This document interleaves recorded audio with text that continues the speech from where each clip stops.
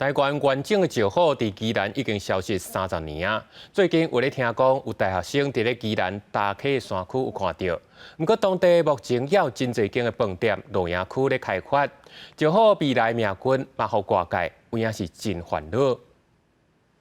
拢从10张相片去翕到石虎，地点就伫宜兰大潭溪地区。宜兰大学宣珠系信中的同学，本来要伫学校实验林场设置红外线相机，要来研究台湾果子麻顶伫热天甲秋季的日活动模式，没想到意外去翕到石虎。所以一开始以为是麝香猫，但是突然觉得它的姿态什么都不一样，然后就想到石虎也是很像猫，所以就去找了它的特征。照片就越看越不对，这明明就是石虎，然后就吓到这样。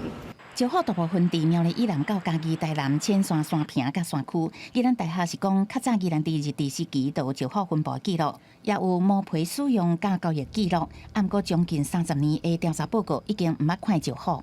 北部的山区里面的消费者的顶级的消费者或者掠食者，的出现啊，有助于这个所谓的生态链的这样生态的系统的一个。 完整。宜兰大学大潭溪的实验林场认为，石虎是高端掠食者，定身伫大潭溪山区出现，有助当地生态恢复，避免草食性的动物伤过头生团。对于林场来讲是真大鼓励。这只石虎是在地原生种，也是外地迁徙来，也甲当地敢还佫有族群生存，拢爱佫调查。因为它既然已经是评估潜在的适合栖地，然后现在又有一笔记录的话，那当然就是应该要就是先把这个地方保护下来。 不过，因为大潭溪山区最近民宿露营区开发，为当地带来真侪游客。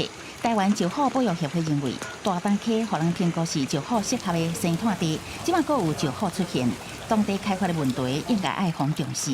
也有学者也认为，大潭溪人甲动物中间安怎共存，应该爱开始计划甲讨论。记者综合报道。